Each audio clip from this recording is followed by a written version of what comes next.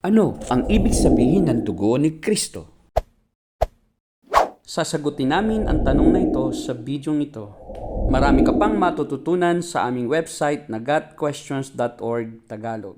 Ang pariralang dugo ni Kristo ay ginamit ng maraming beses sa Bagong Tipan at ito ang kapahayagan ng kamatayan at ang kabuuan ng gawain ng pagtubos ni Kristo para sa mga sasampalataya. Ang mga pagbanggit sa dugo ng ating tagapagligtas ay tumutukoy sa katotohanan na ang tunay at literal na dugo ni Kristo ay umagos doon sa krus. At higit sa lahat, namatay siya para tubusin ang kanyang mga hinirang sa kanilang mga kasalanan. Ang dugo ni Kristo ay may kapangyarihan upang pawiin ang puot ng Diyos sa lahat ng mga kasalanan na nagawa ng lahat ng tao sa lahat ng panahon. Ang lahat ng naglagak ng kanilang pananampalataya sa ginawa ng kamatayan ni Jesus ay maliligtas. Ang katotohanan ng dugo ni Kristo bilang kasangkapan ng Diyos sa ikapapawi ng kanyang puot laban sa kasalanan ay nag-ugat sa kautusan ni Moises. Isang beses isang taon, kinakailangan ng punong saserdote na maghandog ng dugo ng mga hayop sa altar doon sa templo para sa kasalanan ng mga tao. Ayon sa kautusan, halos lahat ng bagay ay nililinis sa pamamagitan ng dugo at walang kapatawaran ng kasalanan kung walang pagbubo ng dugo. Hebreo 9:22. Ngunit ang epekto ng paghahandog ng dugo ng mga hayop ay limitado lamang kaya't dapat itong ulit-ulitin. Ito ay anino lamang ng minsanang paghahandog na ginawa ni Kristo doon sa krus. Hebreo 7:27. Pagkatapos na ihandog ni Kristo ang kanyang dugo sa krus, hindi na kailangan pa ang paghahandog ng dugo ng mga hayop. Ang dugo ni Kristo ang basihan ng Bagong Tipan.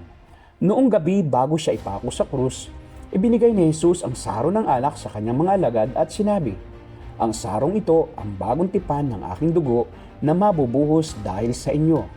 Lucas 22:20. Ang pagbubuhos ng alak sa saro ay sumisimbolo sa dugo ni Kristo na mabubuhos para sa lahat ng mananampalataya sa Kanya. Nang Kanyang ibuhos ang Kanyang dugo sa krus, inalis Niya ang pangangailangan ng paulit-ulit na paghahandog ng mga dugo ng hayop sa lumang tipan.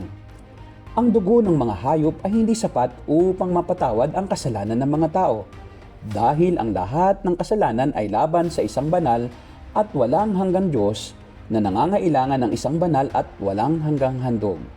Subalit, ang mga hayop ito pa nga ang taon-taoy nagpapagunita sa mga tao ng kanilang mga kasalanan. Hebreo 10:3. Habang ang mga dugo ng bakat kambing ay nagpapaalala sa kasalanan, ang mahal na dugo ni Kristo, ang kordero ng Diyos na walang dungis at kapintasan, ang nagbayad ng ating buong pagkakautang sa Diyos at hindi na tayo nangangailangan ng ibang handog para sa kasalanan. Sinabi ni Jesus doon sa krus, naganap na, bago siya nalagutan ng hininga at binayaran niya ng buo ang ating pagkakautang sa Diyos. Sinasabi sa aklat ng Hebreo, minsan lamang pumasok si Kristo sa dakong kabanal-banalan at iyo'y sapat na. Hindi dugo ng mga kambing at bisirong baka ang kanyang dalang handog, kundi ang sariling dugo sa ikapagpapatawad ng mga kasalanan natin. Hebreo 9:12. Hindi lamang tinubos ng dugo ni Kristo ang mga mananampalataya mula sa kasalanan at walang hanggang parusa, kundi ang kanyang dugo ang lumilinis sa ating puso't isip upang talikdan na natin ang mga gawang walang kabuluhan at paglingkuran ang Diyos na buhay. Hebreo 9:14. Ito'y nangangahulugan na hindi lamang tayo lumaya mula sa paghahandog ng mga handog na hayop na wala naman tayong mapapakinabang, kundi lumaya din tayo mula sa mga walang kabuluhan at walang pakinabang na gawa ng laman upang mabigyang kasiyahan natin ang Diyos. Dahil tinubos tayo ng dugo ni Kristo, tayo ngayon ay mga bagong nilalang na kay Kristo. 2 Korinto 5:17. At sa pamamagitan ng kanyang dugo, pinalaya na tayo mula sa kasalanan upang maglingkod sa buhay na Diyos, lumuwalhati sa Kanya at masiyahan sa Kanya magpakailanman. Iyan ang aming sagot sa tanong na, ano ang ibig sabihin ng dugo ni Kristo?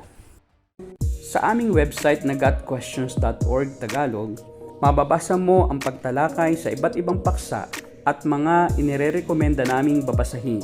Kung nakatulong sa iyo ang video nito, click ang thumbs up at subscribe button. Kung gusto mong mapanood ang aming mga susunod na video, I-click ang bell at panoorin ang mga susunod na sagot sa iba pang mga tanong.